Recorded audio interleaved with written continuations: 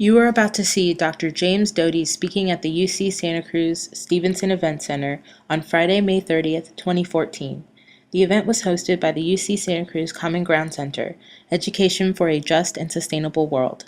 To find out more, visit kresge.ucsc.edu/common ground.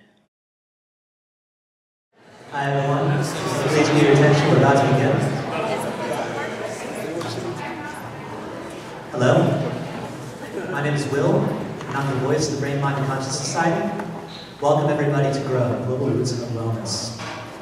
This is our second conference, and we're very excited to have you all here.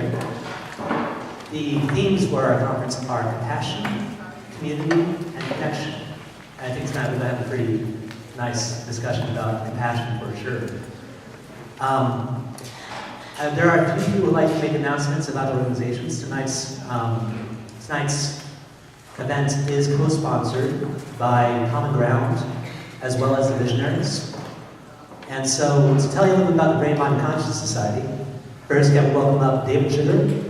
I'd like to tell you about the little organization.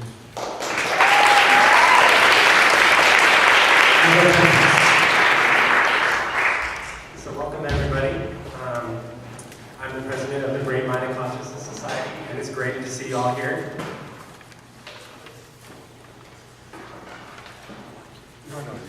So, we, the Brain, Mind, and Consciousness Society, we're an interdisciplinary organization focused on human cognition, behavior, and experience and applications towards sustainability and social justice.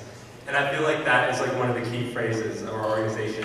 Not only do we explore cognitive science, we try to connect it with social justice and sustainability. How can this be applied to building a more sustainable world? So thank you all for coming here. We are an interdisciplinary organization, so this covers many different topics, from physics to philosophy to psychology, and we really embrace all majors, and that's a big part of what we aspire towards, is interdisciplinary and collaborative, student-engaged education in all ways. So, we've had many inspirational and educational events throughout the past 3 years. I'll just point out some highlights. Van Jones in this very room, talking about rebuilding the dream, as well as Occupy and the consciousness that surrounded that social movement. Chaos, Fractals, and Consciousness, I like that one a lot. David Preskey from UC Berkeley talked about his work with Tibetan monastics and connections to neuroscience. So these are just an example of some of the events that we've hosted in the last 3 years. In addition to student-led events, we've also created a student-led class. So this is offered through Cal College, and we want to give thanks to Cal College for having the opportunity to offer this 5-credit class. It started last winter, and this is a completely student-led class, a student-led seminar. And we started last winter, last spring, this winter, and this spring. So we've done 4 so far, and they've each been amazing, around 20, 30 participants. And next year, we're planning for a larger class. And there's actually a donor who generously gave us funding to have a faculty sponsor to help us with that class. So we're very appreciative to that. And he works with Zoho company, so I'm just gonna do a shout out to Zoho. It's like a software company, and thank you so much for giving the opportunity to sponsor student-led education. And if you guys want to learn more about ways to help donate to the BMC, you can talk to me afterwards or the registration table. Our goal is to create an endowment within Cal College to fund a speaker for ed. So this is a way to empower students. So yeah, this is like a very visionary goal.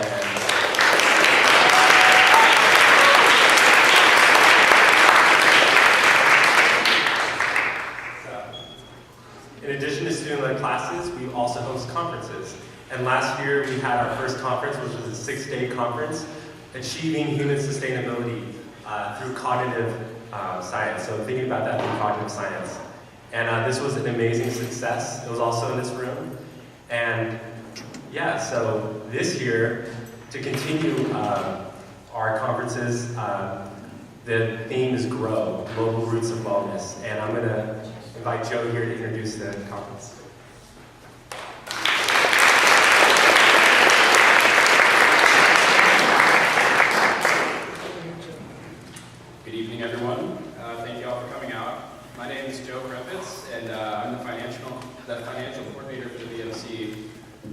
I originally used the title of lead coordinator for this conference, but it's really been a lot more of a cooperative effort. It's been a lot of us putting in a lot of work. So now I prefer the term coordinator. So I've been sort of taking a look at logistics and trying to keep track of all the moving parts here. The GROW conference is really about the idea that we're all the roots of global wellness. We want to emphasize the idea that our individual growth is really what leads to the growth of our society, and we want to showcase opportunities both here on campus and around Santa Cruz and in our area to expand our comfort zones and improve our health. We're going to explore these concepts through 3 distinct themes throughout today, tomorrow, and Sunday.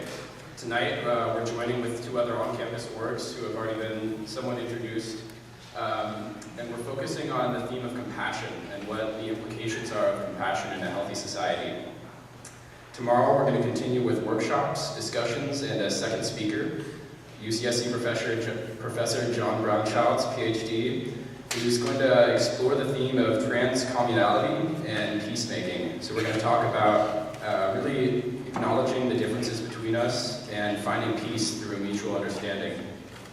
Then on Sunday, we're going to set our eyes on the future with workshops and inspirational speech from California Institute of Integral Studies Professor Sean Kelly, PhD. And after that keynote, we're going to provide some time for students to organize around, essentially to make plans for their common goals. And before our speaker tonight is introduced, I'd also like to thank our funders for this conference. We received grants from the Campus Sustainability Council, from the Student Union Assembly, and from the Carbon Fund. I think some of the members of those associations are here tonight, so we're really thankful for them for having us, make this happen and being a part of our community.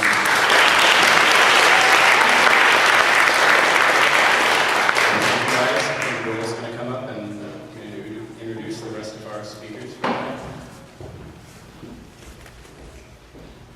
Thank you very much, Joe. Next up, from Common Ground, we have Melissa. Come on.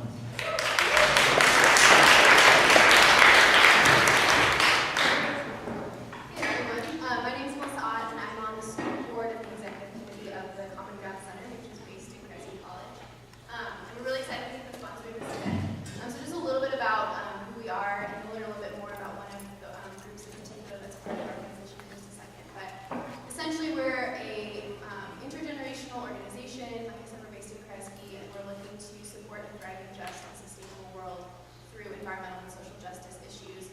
And that can include so many different topics. And so there's 3 sort of main methods in which we do that. So one of them is that we have a number of student organizations that are within the sort of wing of the Common Ground Center. They're working on things like food justice, environmental gardening, sustainable gardening, water rights issues, as well as compassion, conversations that matter, things like this.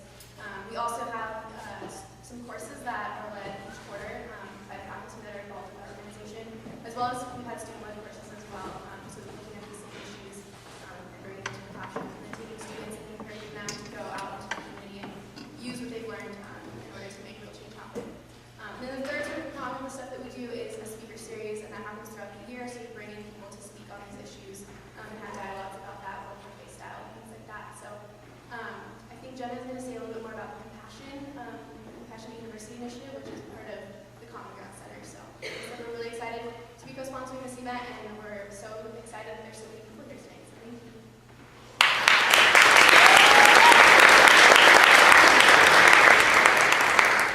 And finally, Jenna would like to say something from the visionaries.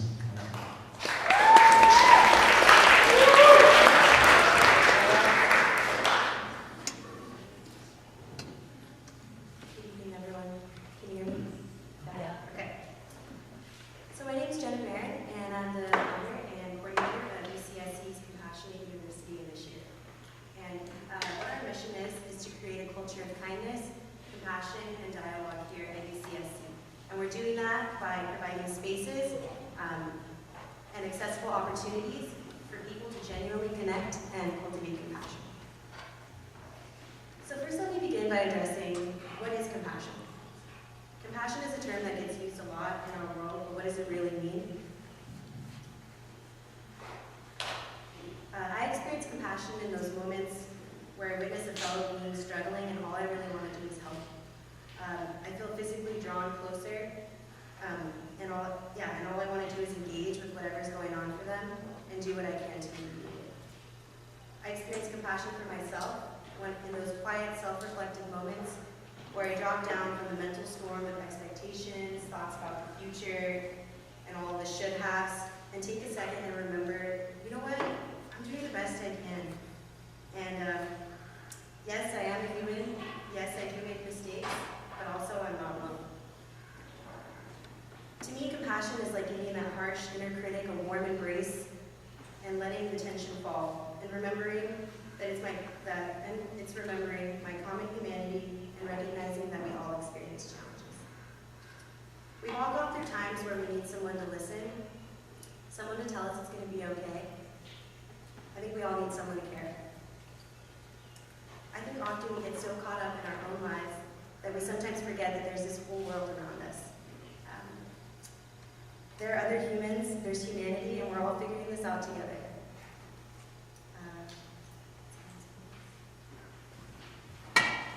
We together all share the desire to live a joyful life, and we all endure challenges along the way. I think our pain equips us with the knowledge to empathize with one another, and if it's not seen as a burden, but an opportunity to serve and connect, I think it can motivate us to be compassionate towards each other and our world, and each of us knowing what it's like to feel down, I think can collectively uplift us all together. In a world where suffering is never in short supply, stemming from our legal, economic, environmental, and social systems, I question how might we change our existing practices and belief in order to promote well-being for all. In times where people are in need of basic tools for survival and others are searching for their sense of purpose, compassion, I believe, can serve as a connecting thread between all pursuits for change and justice. Because it requires the acknowledgement of our shared suffering and action to alleviate it. It draws on the interplay of individual and community well-being, revealing our interdependent nature with each other and our planet. So how do we integrate compassion into our world systems? And so I wonder, why don't we use educational institutions to instill compassion and teach ways for students to positively change themselves and our world? People spend most of their time in classrooms from ages 5 to 18 and often into our 20s. And I wonder, how might we make the best use of these years to cultivate the well-rounded kind of people who will transform our world? Education has the power to sow the seeds for the betterment of our humanity. It can equip people with the tools needed to build the peace we all long for on Earth. It's not enough to have a one-dimensional focus on just academics in an education setting. We as humans have a much more dynamic experience than just that, and I think it's time that our education meet us where we're at. It meets students where we're at, and it meets humans right where we're at, and encompass our whole being, both mind and heart. The Compassion University initiative was started about a year ago when I realized that if I want to live in a peaceful and compassionate world, it would begin with me and my direct community. With the collective knowledge of an awesome team of students passionate about compassion, together we are making this university a space for all students to take an active role in creating the type of compassionate culture that we all seek to experience. Our vision is being achieved through various events and resources such as empowerment groups, acts of kindness that provide opportunities for the UCSC community to cultivate and express compassion. Students are beginning to experience the rewards and challenges of making choices which promote their well-being and the community. Together, we are starting to feel like we really matter as students, and that we have a place to be human and share what's really up for us in an education setting. We are realizing that we no longer need to just sit in classrooms and learn about the injustices of our world. Together with this initiative, we can take an active role right here and right now in cultivating compassionate roots for our future to flourish. And with that, I'd like to bring up the visionaries. We're the working group of the Compassionate University Initiative, and each of us are going to share a little bit about what we do.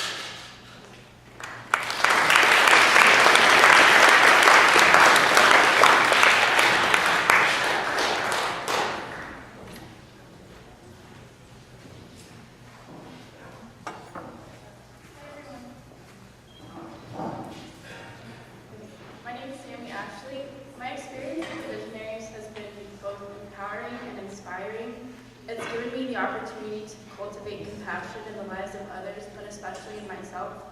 I've gotten this incredible opportunity to work with these beautiful people that stand up on the stage with me, promoting a cause that greatly impacts our community. One of our ongoing events has been our weekly thrive circles.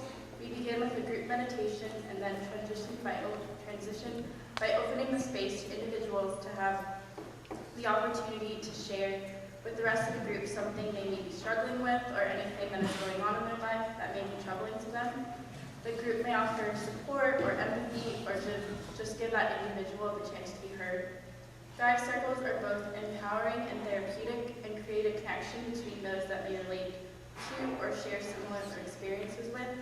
We focus on the idea of coming together to have these important open conversations that give us the opportunity to express how we are really feeling with others that care.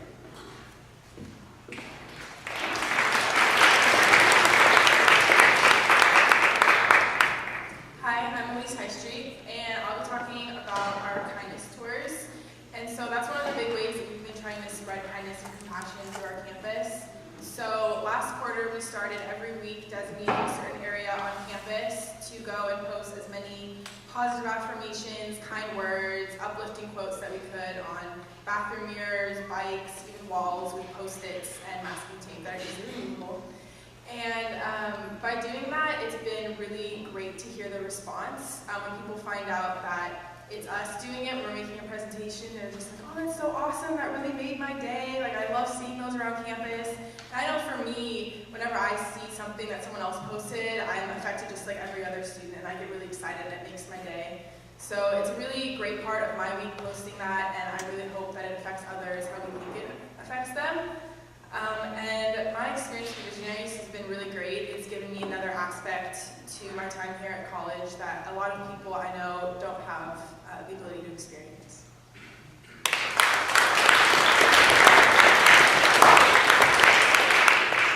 Hello everyone, my name is Julianne. Last quarter we created an event called Compassion Week. Throughout the week of March 7th, we hosted a variety of events that pertain to certain themes centered around compassion. Monday was a day of mindful compassion, Tuesday's theme was self-compassion, Wednesday's focus was on gratitude, and Thursday was all about inspiration, and we finished off on Friday with the theme of collective compassion. One of my favorite events that week was the positivity station that we held. And one of the small activities that we had was we asked people that came up to write down one negative thought that they had that day, throw it into a jar, and then pull out a positive thought. Just little slips of paper where we wrote positive affirmations. And I love that activity so much because it was a very simple exercise that was meant to show that we are not victims to our negative thoughts and that we have the choice and power to establish positivity and compassion in our lives. So that was really great, and I've had an absolutely incredible experience working with the Visionaries. The compassion that I feel from these girls is incredible, and it's amazing to give that out to the world as well. So it's been a great experience.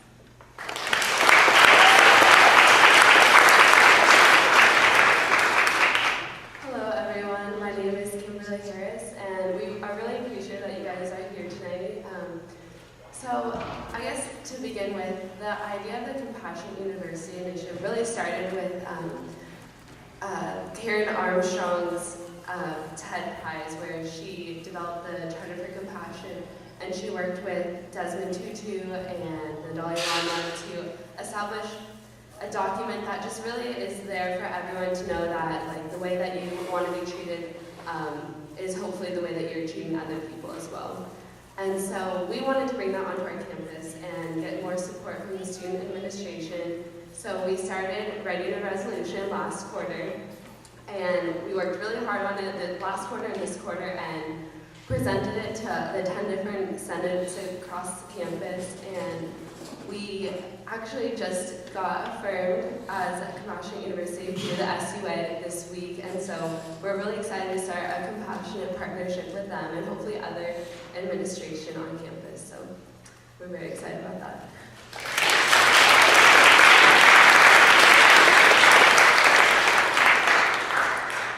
Yeah, so with the SUA passing, that was just one of the first partnerships, and we hope to really pave a path for what a compassionate university means by just connecting with different on-campus units and asking what exactly is it that we are needing as a community and how can we integrate more compassion into our practices. So with that, I'd like to just introduce our speaker for the night.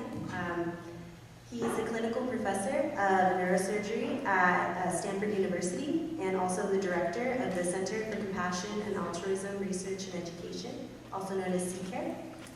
It was founded on a grant from His Holiness the Dalai Lama, and Dr. Doty has collaborated on a number of research projects focused on compassion and altruism. And with that, I'd like to just introduce Dr. James Doty.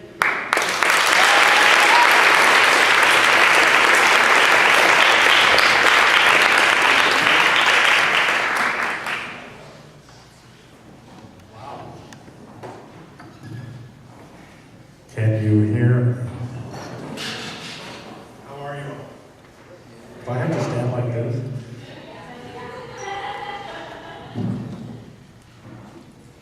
About 5 minutes. It's really a joy and a delight to be with you this evening, and I'm jealous I'm not a faculty member or student here. You guys have much, in some ways, better life than Stanford sometimes. But don't tell me. You know, before I begin, one of the things I'd like to do to sort of put us in the right frame of mind is to perhaps close our eyes for a moment and take a few breaths about our intention this evening. And as part of that, as you breathe in slowly and release that breath, what I'd like you to do is to think of that time in your life where you were in distress and someone, your mother, a loved one, a brother, a sister, a friend, when you were in need, came to your aid. You slowly breathe in and breathe out. And remember that feeling of deep kindness and how important it was to you, how it made you feel. As you breathe in slowly, and now let that breath out. And think about the warmth that you felt and how by being embraced by that feeling, that your worry, your distress, maybe your anger started to melt away, and you just sat there in the moment, feeling that love.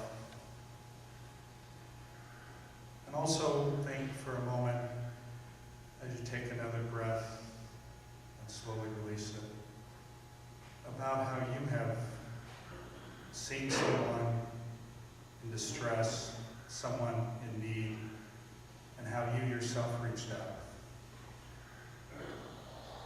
and relieved their suffering, and how it made you feel. That deep feeling of warmth, that shared common humanity, and knowing the purpose, your place, how good it felt. And a realization of love and the power of love. Take another breath, slowly release it. And just sit for a moment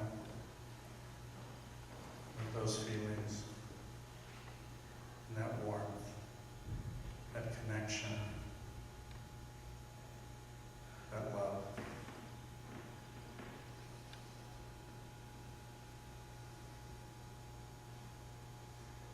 Slowly open your eyes. And we'll begin our conversation. How are you feeling?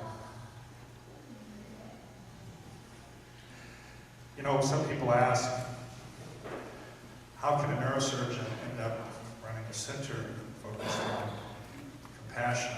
Because some people have a perception that neurosurgeons are arrogant brusque, sometimes insensitive. And that's all true. But you know, each and every one of us in this room has a backstory. And that backstory, for some of us, is very painful. Does anybody have that backstory? But you know, it's the backstories and how we respond to that that defines who we are, what we do. And oftentimes, while oftentimes very painful, ends up being the greatest gift that many of us receive. It's interesting because I see a lot of people who have been devastated by tragedy, yet after you talk to them, after they've experienced it, after they've survived it, after they've reflected, and many times taken a painful inward journey, they actually say that's the best experience that ever happened to them.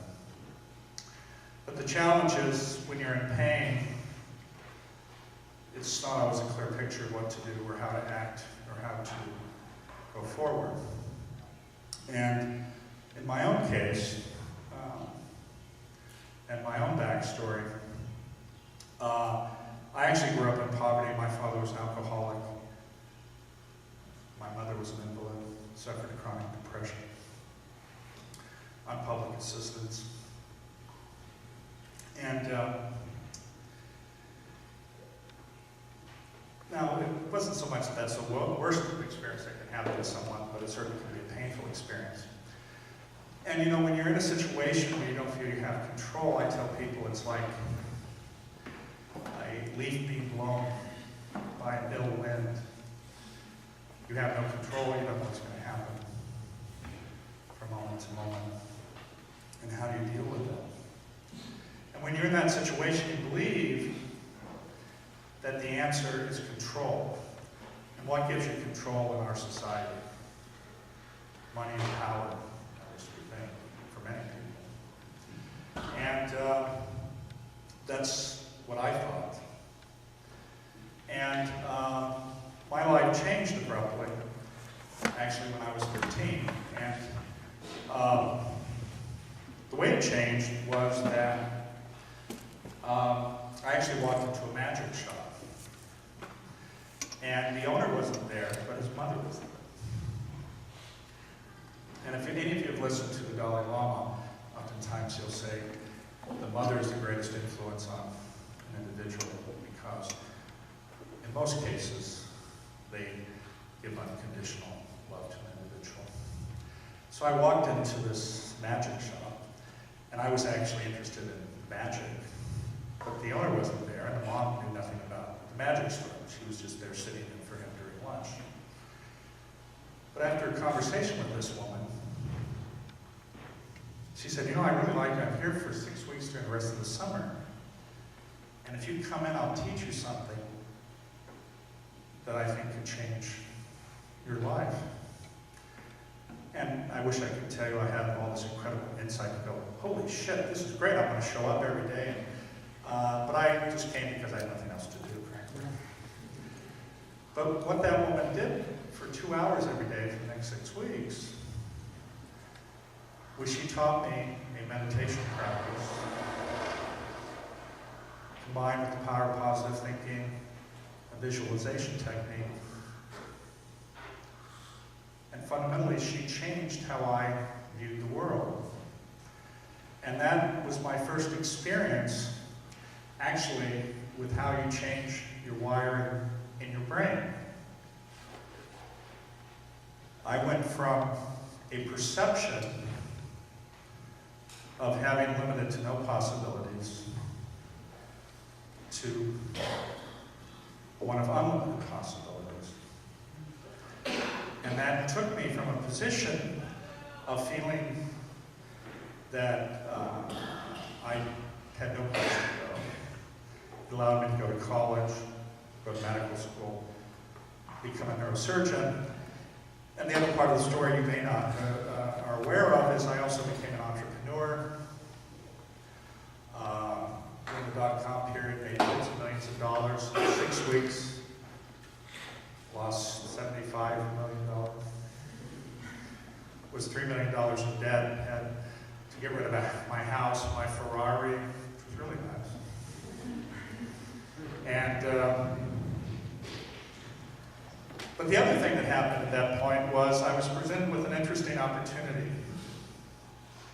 And the opportunity was that I had wanted to give back, so I had made some commitments to charity. And to live up to those, I actually gave away my only remaining asset, which was stock in a company that I ran. That company ended up going public with a valuation of $1.3 billion. And every penny I made from that went to charity. But, and you know, I surveyed 100% of my friends before I did that. Or I should say, I surveyed my friends before I did that. 100% of them told me not to do that. And in fact, I was single at the time, and the woman I was dating, actually she refused to give an opinion, but later an article was written about this, and they interviewed her, and she said, well, I don't mind him being charitable, I just wish he hadn't given it all away. But the interesting thing about that is, that experience has been the greatest gift that I have been given. It did a couple of things.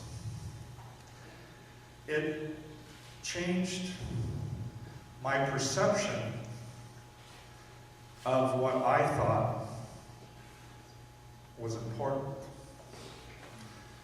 What I thought was important was being incredibly successful, driving around in a Ferrari, which I have to tell you was fun. Flying on private jets. But the wonderful thing about that experience was that it allowed me to remove a monkey that was on my back, an unfortunate monkey that a lot of us carry, which is one we put there ourselves. And it was the one that I felt I had to constantly prove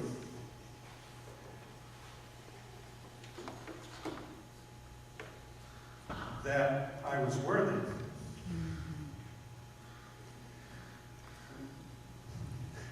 And this is the challenge for all of us oftentimes, especially in this society.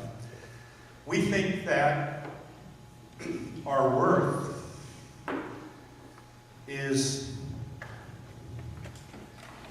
manifested by outward things, how much we have, what title we have. But it's not. Your worth, ultimately, is right here, in your heart. And it is understanding that reality that sets you free to really be who you are. You know, in our Western society, this reminds me of a cartoon that I saw. It was a woman standing there with one of those thought clouds above her, you know, in the cartoon. And she's sitting there saying, looking across from another person who she's just met, and it says, I'm trying to live up to what this woman is trying to project to me that she is, right? And what I'm saying is that one of the things that makes us a prisoner, and remember, you have to know you're in a prison to escape the prison. One of the things that makes us a prisoner is that oftentimes we expend an immense amount of energy trying to project what we think other people want to see We want to project an image of success, that we have our act together, that through our position, our finances, our accomplishments, that we have our act together. But to do so requires an extraordinary amount of psychic energy. You know, I spent a lot of time with the Dalai Lama, and I thought you were going to show that picture. Did you have that picture? Anyway, we were talking earlier about a picture of that was taken with the Dalai Lama with me in a head pulled by him. That's sort of a funny picture. But people ask, what's it like to be with the Dalai Lama? And as we were meditating there, how did you feel? You felt good, didn't you? Because it's wonderful to be loved.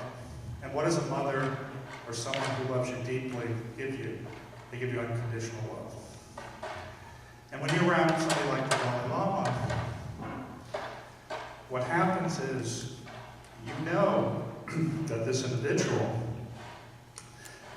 gives you absolutely unconditional love and accepts you for who you are. You don't have to carry this burden of projection that takes so much effort and energy. And as soon as you are in that environment, you are free and released. And the extraordinary thing about that is that you feel like a heavy load has been taken off of your back. As Jenna was saying earlier, and some of you others alluded to, you know, we are frail, fragile human beings. There is not one of us who is perfect. There is not one of us who has solved every problem in their life. And in fact, everyone in this room has, is, or will suffer. And what is the thing that for many of you stops you from having that suffering relieved? It is this projection. Because you see, when you cannot be who you are,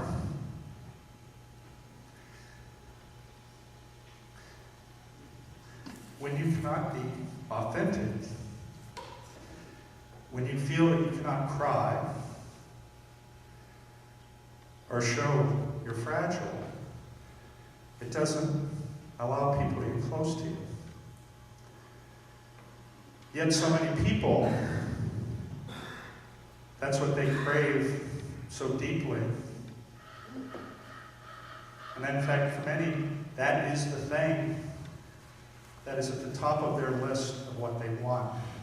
You know, they did a survey in the United States. 25% of people said they had no one to turn to when they were in pain or suffering. Can you imagine that degree of isolation? 1 in 4 people. You know what's fascinating? In the United States, where we have 300 million people, we use 25% of the world's resources. Isn't that extraordinary? And what do we have in this country? We have an epidemic of isolation, loneliness, and depression.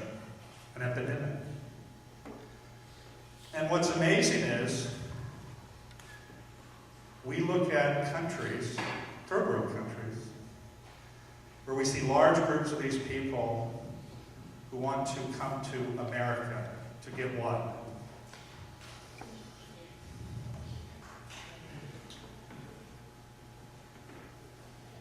And these people, oftentimes, are coming from countries where they have thousands of years of wisdom and insight that, frankly, are the answer. And actually give us the tools to set us free. Have any of you seen this movie, Good Will Hunting? Remember that scene where there's some arrogant guy? He could have been from Stanford, but he was from Harvard. And he's saying something about how Will Damon is nothing, blah, blah, blah, blah, blah. And his response is, I don't need to go to Harvard. All I need is a library card. You don't need to search everywhere. All you need is to look, and all the information is right there. And at the fundamental core of these discussions, these dialogues, is one thing, and that is compassion. It is the recognition that all of us are suffering, and it is the proposition that by attending to another's suffering, it will set you free and allow you to have transcendence. You know, I give a talk sometimes, and I talk about the difference between transformation and transcendence. You know, there's a lot in the press now about mindfulness. Have you heard of that term? And, you know, mindfulness is a wonderful thing. You know, it was brought to the West over 30 years ago. There have been scientists who have spent a great deal of time studying monks and the effect of mindfulness on the brain. And this is a meditation practice that allows you to have focus, improved attention, and to be present, and to be present by not listening to the constant dialogue that is going on in your head, which for many of us is a self-critical dialogue. And then by doing so, and not responding to that dialogue, it gives you a great gift. But for some people, if you're self-absorbed or type A, because this is a journey that is a journey of one, it's done by yourself, it can make some people actually more self-absorbed and more narcissistic. In fact, I was just reading an article today and was talking about how hedge fund managers are using mindfulness to be more financially successful. Because what it does is it makes them be more attentive and allows them to be more ruthless. See, because they don't have to listen to the dialogue. And this is a big promotion on Wall Street now. Now, we are looking at a crisis of inequality in this country, and isn't it wonderful that we have taken mindfulness, which was a gift from the East, that when combined with its associated practices, of which one which is incredibly intertwined is wisdom and compassion. And what has happened is there's been a deconstruction where it is sometimes mindfulness without the other components. So that journey, which I alluded to is one you do alone, is a different journey, though, than the one that will offer transcendence. And transcendence is, how many of you are familiar with Maslow's hierarchy? Yeah, you all know this. What am I telling? Those of you who might not know, and I actually define it a little simpler. I call it the 3 S's. At the bottom of the pyramid is safety, security, and food somehow fits in there. Survival. And you know, when you're in that state, you don't have time to focus on anything, right? You're just trying to survive. You don't have time to have these existential thoughts about your purpose in the world. When you go up to the next stage, which is social and success, that's where you're striving to find your place in society. And it is at those two lower levels where most stress and anxiety occur. But once you have more time to reflect on who you are, who you want to be, and your purpose in life, you start focusing on what we call self-actualization, or transcendence, which is, where do I want to be? What do I want to be remembered for? What is my purpose? What is it that I'm going to leave here after I am gone? What am I going to be remembered for? And that self-actualization, that transcendence, is an outward journey, because it cannot occur unless you open your heart, unless you connect with others and be of service to others, because meaning ultimately is connected to how you connect with others, and that will ultimately define the meaning of your life. It will define why you were here, and it is what you will give as a gift to those who you love. When we look at the evolution of our species, we have three things that define our humanity, maybe a few more, but I'll just use three at the moment. One is what we call theory of mind, which is to recognize that another individual has independent thoughts of our own, from our own. One is complex language, and the third is abstract thinking. And to have that resulted in a couple things. It resulted in a huge increase in our cortex, but it also required an increase in the gestational period, a decrease in the number of offspring, and most importantly, it resulted in the requirement, the absolute requirement, that our offspring are taken care of because they cannot survive without the mother.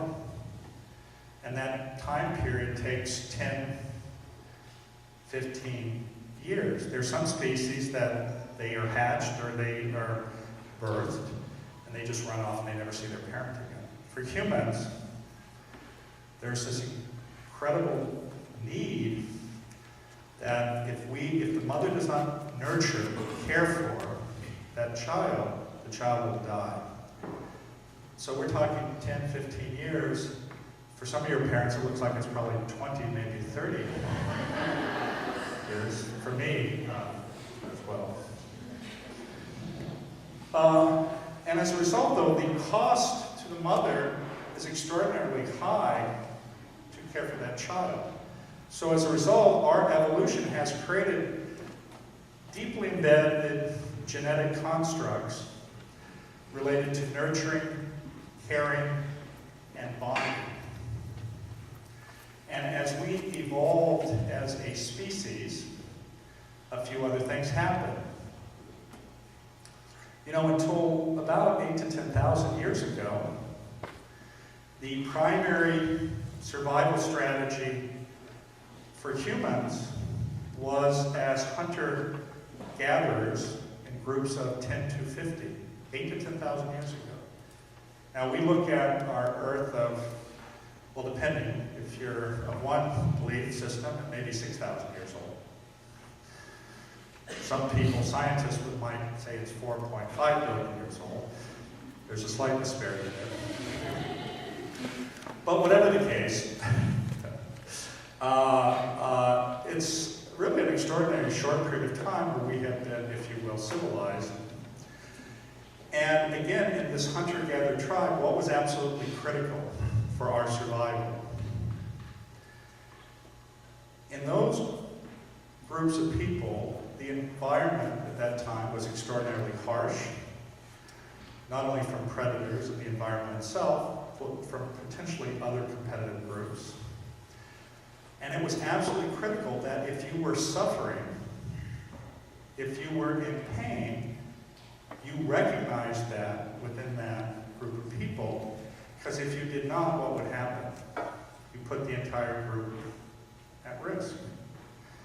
So we evolved as a species within this tribal mode, which was the next evolution from the nuclear family, to interpret people's pain and suffering and understand their emotions.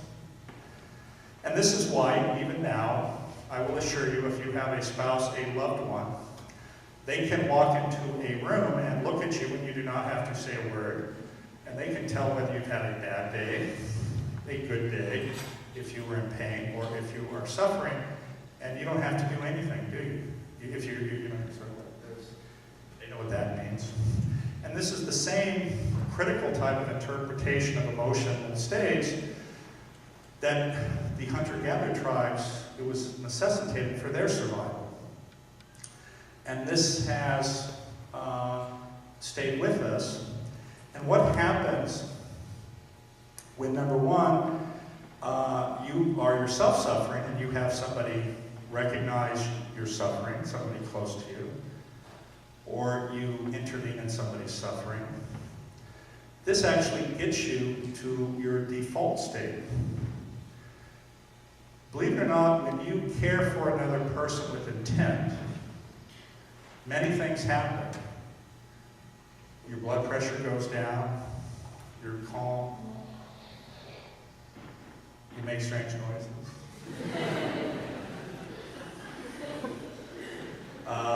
But you know, you sit there and you are present, you give unconditionally, you care, and this brings your physiology down to a homeostatic state.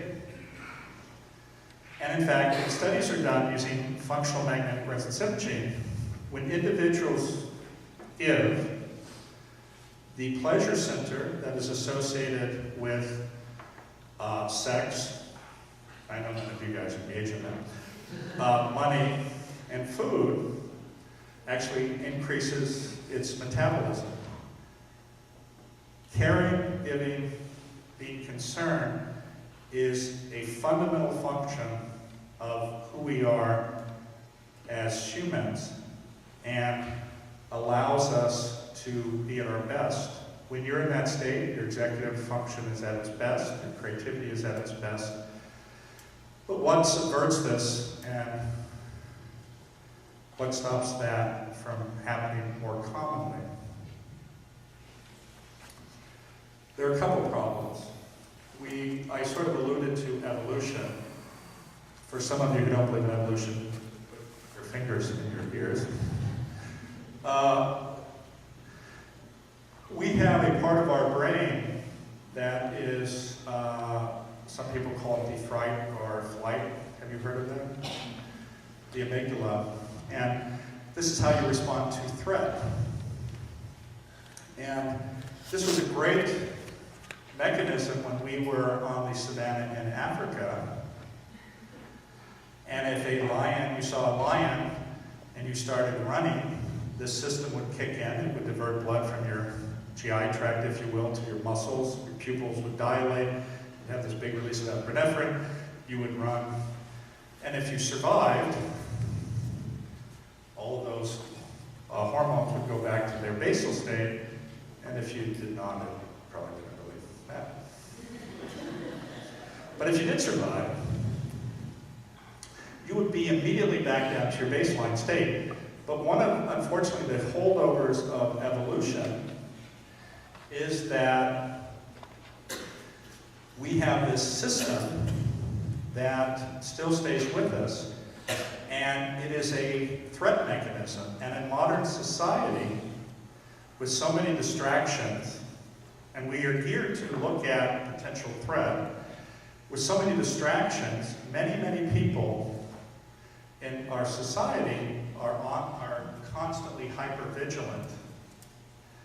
and looking around, responding to the threat. And this actually system is even manipulated. How many of you have already looked at your cell phone for text since we've been in this room? One or two. But you're always looking around, responding to these things. And as a result, there is a chronic release at a low level of these hormones that were never meant to function in this way and are extraordinarily deleterious to our health. And in fact, if you look at people who are in this mode, they have a suppressed immune system. They have inflammatory genes that have been kicked in. And as a result, this can have a profound negative effect on one's health and, in fact, their longevity. But the interesting thing is that while on some level our compassion, or ability to be compassionate, is genetic, it can also be influenced. And if you practice compassion and caring with intent, which puts you back in this default mode of what we were designed to be, which frankly is this caring, nurturing individual, you can decrease those hormones by increasing your vagal tone, and it has a profound calming effect. And we can train this. We can train you to be more compassionate. And in fact, if you practice compassion with intent, I had said it could increase longevity. There was a study done on women over the age of 65, and they just didn't pick women, but this was the way this study was done. Although most of us will acknowledge that they're probably more compassionate than men. How many women would agree with them? Yeah. How many men would agree? And in the study, actually, if they did a certain number of volunteer hours, their longevity was actually increased twofold compared to their age-matched peers, twofold. Just from practicing service, caring for others, with two exceptions. And this was a self-report study. Do you know what the exceptions were? It was if they did it to impress somebody, or if they did it for reward. And what that means is you cannot fake caring. You have to care.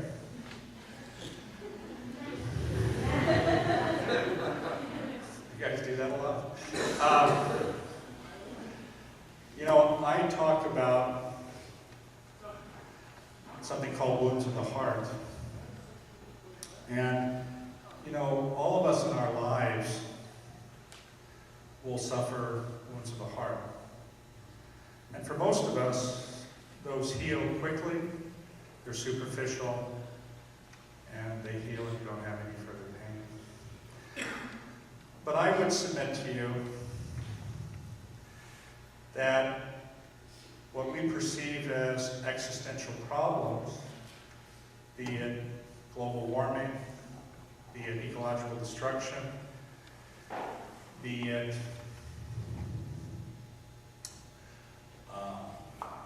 nuclear weapons and war, these are fundamentally due to the pain people manifest by their outward actions when they have wounds of the heart. These are wounds that are deep, they don't heal, and they cause continued, ongoing pain. And when you have those, you cannot move forward, you cannot be present, and it clouds every judgment and every action that you do. And I would submit to you that while science and technology have been extraordinary in regard to their ability to improve the lives of thousands and millions of people, until these same forces are used to address the wounds of the heart, we cannot have a planet, we cannot have cannot survive as a species until our energies are directed in this way, towards your heart, and towards making your heart whole, and towards making your heart open. Thank you.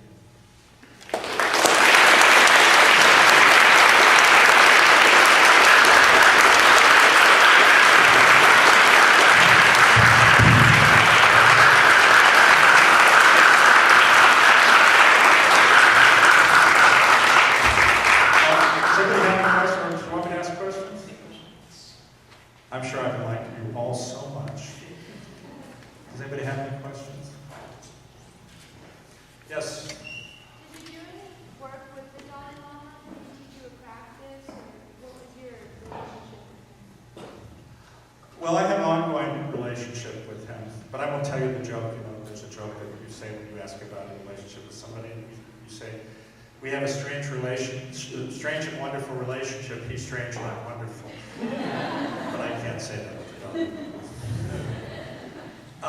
Actually, I'll tell you the story about how I met him and what that relationship is. So, I had left Stanford, and I periodically do, sometimes by choice, sometimes they fire me.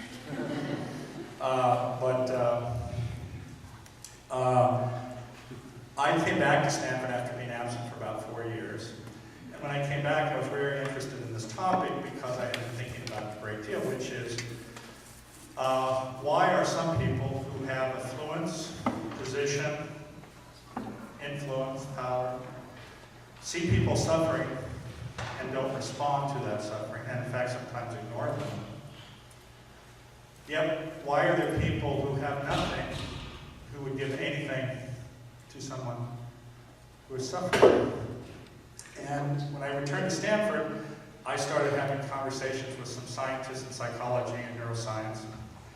And frankly, some of them were somewhat resistant to having these types of discussions with me, it being Stanford. But I can be fairly persistent. And I convinced a number of them to engage in some preliminary scientific work. And then one day, and I will not tell you how this happened, because I don't even understand how it happened, I was walking through campus, and I said, we need to have the Dalai Lama come to Stanford to talk about compassion. I mean, really, this just popped in my head. And I was never a follower of the Dalai Lama. Frankly, no interest. And in fact, I'll tell you now, I'm an atheist, so I have no belief system. And a lot of people find that hard to believe. And it's bizarre, right? Because I have a relationship with all these spiritual leaders. I was telling someone earlier, I'm on the Senior Advisory Board of the Council of the Parliament of World Religions, and I don't know how the hell that happened. But I don't question anything anymore. So anyway, I wanted to invite the Dalai Lama to come back to Stanford. He'd been there once before. And in fact, he came there because of the Dean of the Medical School's wife, but the faculty did not want him to come. But because it was the Dean of the Medical School's wife, an invitation was sent. And the Dean put some influence on individuals, and he was welcome. And he talked about craving, suffering, and addiction. And I did not attend that meeting. But anyway, when I became aware of this, so I contacted her, and she directed me to a person who headed the Tibet Studies program. He connected me with His Holiness's translator and confidant, who's a former monk. And if you've ever watched the Dalai Lama's talks, there's always a short, bald guy who sits next to him and intermittently says that. Even though the Dalai Lama can speak pretty perfect English. Anyway, so I got a hold of him, and I told him what I was doing, and I said I want to meet the Dalai Lama and ask him to come to Stanford, and he was quite kind. He said, okay. And so His Holiness was visiting Seattle for a meeting in March of 2008, I believe, the middle of May. So a meeting was arranged. And during this meeting, I sat with the Dalai Lama, and I told him what I was doing. And I said, Your Holiness, would you consider coming to Stanford to talk about the issue of compassion? You know, I've started these preliminary studies, and we actually talked about the studies. I asked his advice and what he thought. And extraordinarily, he immediately agreed to come to Stanford. Now, what's funny about this story is he then calls a monk out, one of his attendants, to set a date, right? Now, I thought, what would you think the monk would do? He would have a computer and laptop, and he would pop it open, and type in stuff. No, what happens is this monk comes out with this book, this ledger, it's like this big.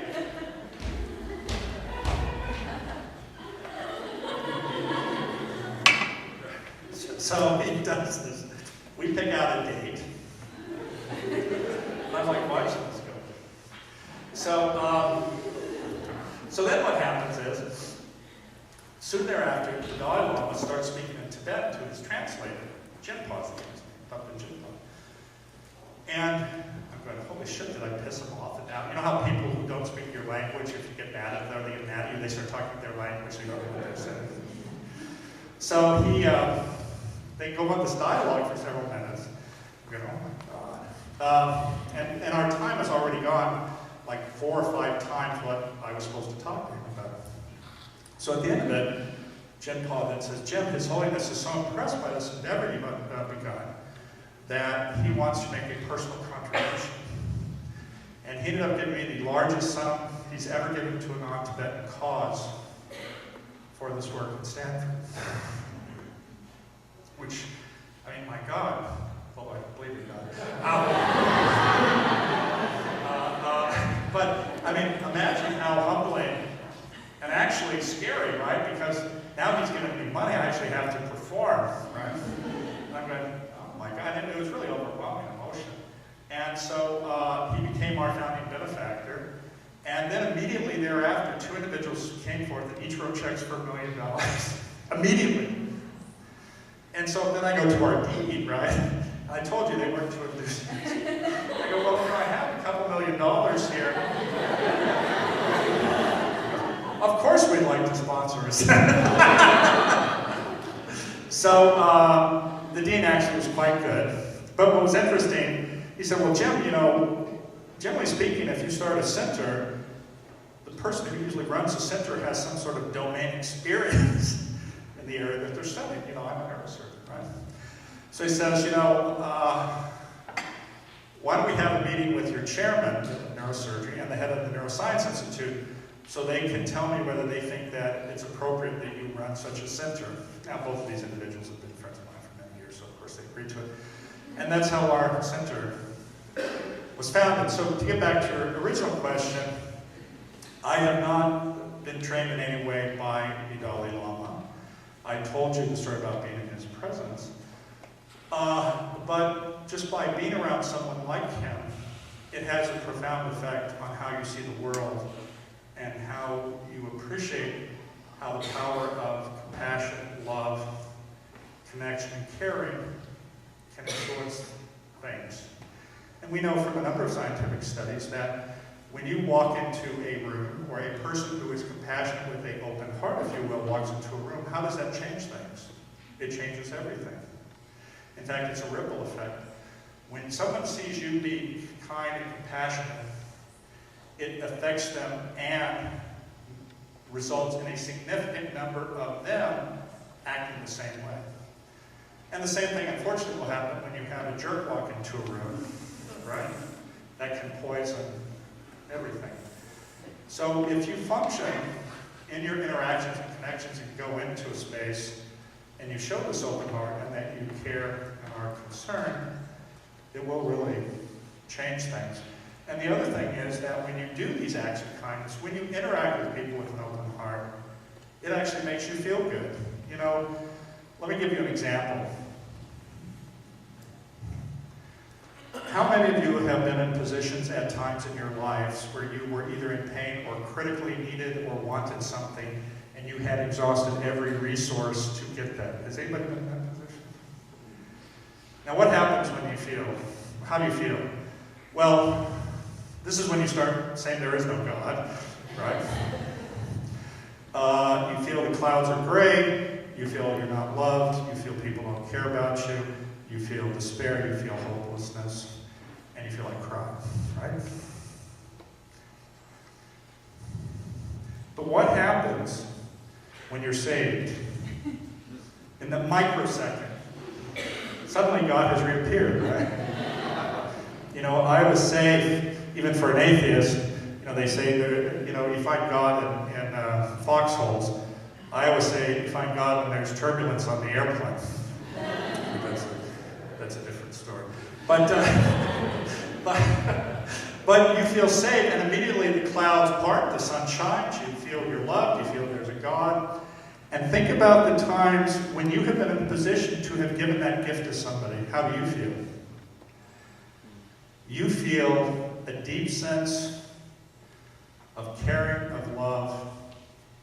And this is not something that is transitory when you buy an object that you want, and after you get it, you go, oh yeah, okay, it was great for those 5 minutes. This is something that sticks with you. And for many people, those types of acts, when you recall them, put you back in that position, and that is what will define your humanity, and that's what will define your purpose. And so to finally answer your question, it feels good to be around the Dalai Lama. He hasn't taught me anything specifically, but in fact I could tell you he's taught me an immense amount. And the extraordinary rest of that story is that I'm chairman of the Dalai Lama Foundation. And the guy who was his translator, who is still his translator, he lives in Montreal. And for 3 years, he spent a week with me at Stanford working on this center. Can you imagine this individual? And he's one of my dearest friends, actually. And it shows you the power of belief, it shows you the power of intent, it shows you the power of love, it shows you the power of compassion. Any other questions? Yes, sir. So you talked about kind of biological and environmental reasons or sources of compassion as a species. But you also mentioned there's a division in our society here of wealth inequality, racial equality, gender equality, and that there are so one of the places we go to when we can't find compassion, when we have no alternative, we feel like it's seeking control. But what the majority of people in this country feel like control is slipping out of their fingers and they don't have control. What can we do as the 99% or as people united by a lack of feeling without control? How do we find compassion? How do we encourage mindfulness among the majority of people when there is so little mind space for most people who even see someone who's compassionate or to give compassion? Well, that's really an easy question. Well, you're correct. First of all, and again, I will tell you I'm not a Buddhist, but you have to give up control, because control is a delusion. None of us have control. That being said, having a sense that we have control, at least over a little bit of our environment, actually gives us purpose and decreases this threat or fear. And unfortunately, we see people in society, in certain political parties, who have used politics of fear and separation to divide us for their own agenda, which fundamentally is to increase the disparity between the rich and the poor. And unfortunately, oftentimes, they have manipulated the people who are least in a position to have that happen to be behind them, which is extraordinary, isn't it? But that being said, one of the other carryovers, which I didn't get to, from our evolution as a species is a tribal instinct. And what happens is, we have also been geared evolutionarily to identify with people who look like us, act like us, are in the same social space as us, or like the same things as us. And that's why we have a club of rich white people, rich white men, I should say, right, controlling things. And one of the challenges is, how do we overcome this tribal instinct? Because in some ways that gives us comfort, right? When you're around people who you feel accept you, to acknowledge you, that decreases your sense of anxiety and threat, makes you feel safe and warm. We teach a compassion cultivation training program that actually, remember how earlier I had you think about either someone who loved you and how that made you feel? As part of this training, part of it, the first part is how to get attention and focus, because that's necessary to go to the next step. But after that, the next part is how do you feel this love we were just talking about? How do you give yourself love and be compassionate to yourself, because a lot of us have a tendency to beat up on ourselves. Then how do you extend compassion to your friends, to neutrals, to those who you actually dislike? And we create tools to allow you to do that, and when you do that, that allows you to expand your family, if you will. And of course, when we give these training, people who need it the most are not there. But for each of us who are living our lives, it can be a very powerful tool. And one of the ways you do that is to look to people you may dislike or who you feel are different from you. And then you start, every other human has characteristics that are just like you. And what are they oftentimes? Love of their family, a desire for their children to succeed. These are commonalities. And when you start making connections to people who you think you don't like and are therefore different from or you cannot agree with, when you start making those connections and you take from them being an objectified thing to a human being who has the same desires for love and caring and nurturing, then it opens your heart so that you can be accepting and look at their point of view. We may know that 97.2% of climate scientists believe that humans are responsible for climate change, right? Yet we have a group of people who absolutely disagree with that. And in any other setting, if you had that type of evidence and you were in a class here at this university, you said, no, I disagree with that, and I'm saying, no, that's not possible, you would flunk your test, wouldn't you? But we have people who absolutely deny this. And you are not going to change the minds of people.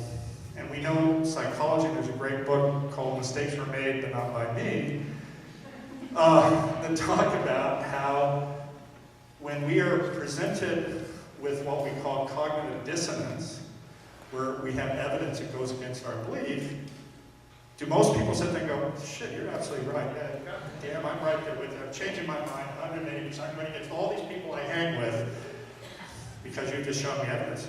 What happens to people? They double down. And it is only by connecting with them with your heart and showing that there's not animosity to start with, and that you respect them as a human being. And once you start a dialogue like that, it starts breaking down the barriers so you can have authentic communication. And this is when we're talking about having these barriers that separate you. Once you're authentic, once you're a human being in someone's head, they cannot harm you. It's very hard to do. And in fact, there's some interesting examples where people were put in prison at The Hague who were charged with war crimes from opposing sides. But they put them together, and they start out by sitting across the room and spitting their usual stuff, and over a couple of years, they're having dinner together and cracking jokes, because what's happened? All the rhetoric and all the BS that separated them has been forced to go away, and then they start looking at the other person as, we're in prison together, we're not with our families, geez, it turns out you like X, Y, and Z, oh, your daughter or son is this, then it brings them together. And this is what our challenge is. These problems of separation are not going to change by violence or getting mad. In fact, we have a lot of evidence from Gandhi, Martin Luther King. It is, you have to have an open heart. You cannot attack. You have to state your position. And you have to be willing to take on responsibility. And this is one of the challenges also for all of us. Because what happens to most people when you're confronted with a situation which puts you at risk? You get scared and you don't want to stand there. The problem is, have any of you heard the saying, I'm going to screw up the quote, but there's a saying regarding the Holocaust. It goes along the lines of, you know, when they came for the Poles, I didn't do anything. When they came for the homosexuals, I didn't do anything.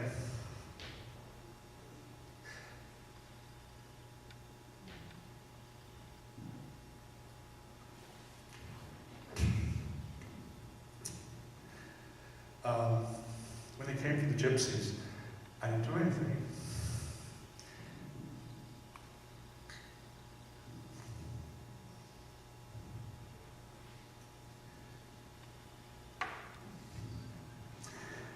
But when they came for me, there was no one there for me either.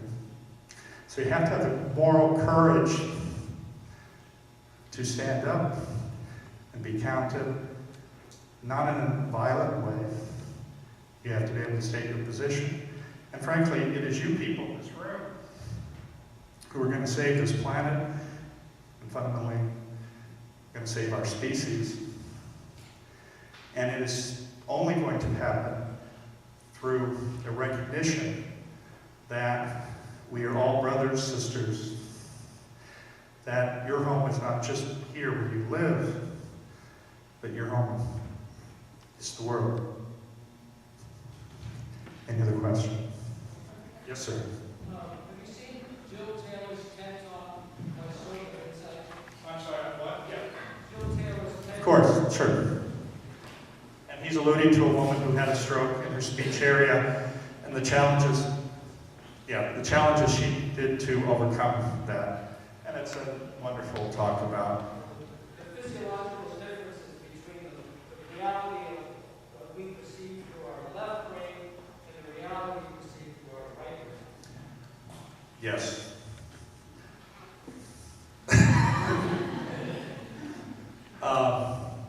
But in many ways, actually, we do have different perceptions that are caused by different parts of our brain, and when different parts of our brain are affected by stroke or disease, it can profoundly affect how we act, how we interact, and how we connect with the world. Now, this could get, if we're talking about consciousness, this could head off into what is consciousness. Consciousness is when you are mentally at your best, or what is your consciousness, or if you have a stroke, is that now you?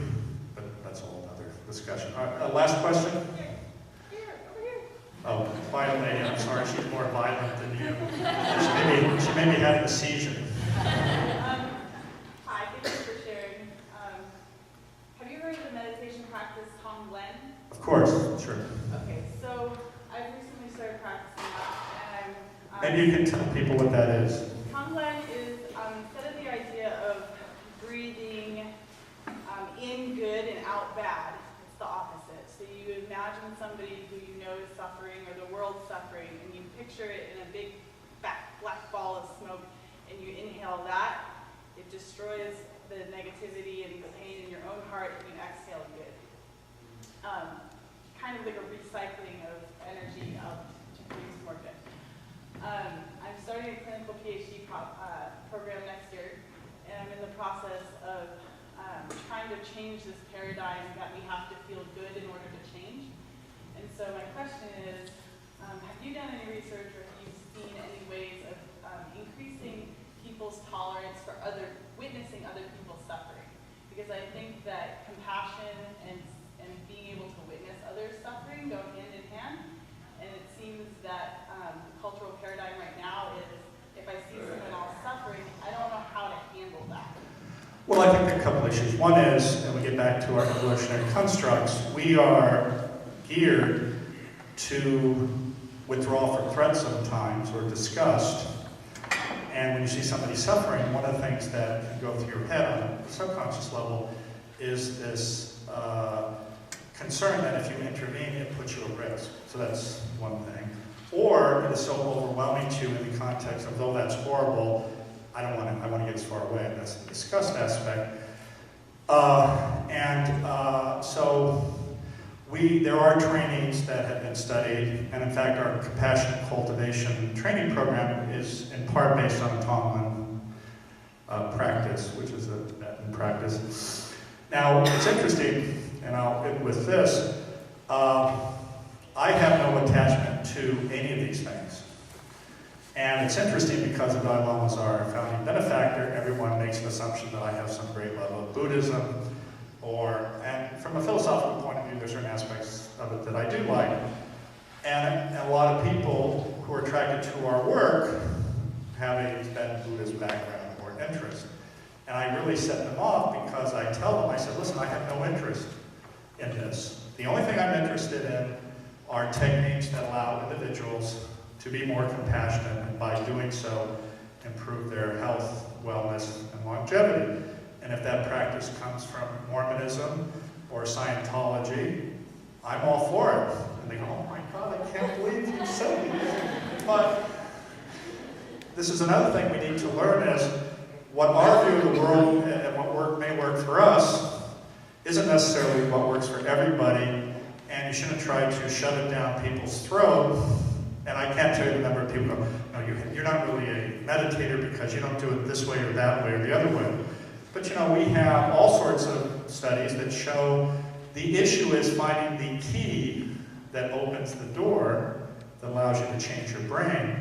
And in fact, one of the projects that I'm interested in working on is a compassion gymnasium in which we do a psychological profile and to see what resonates with you, whether it's Buddhism, evangelical Christianity, what types of music, whatever it is, and then create a customized program that then allows you to increase your own compassion, and one which will resonate with you the greatest, but it's based on empirical science and not attachment to a particular philosophy.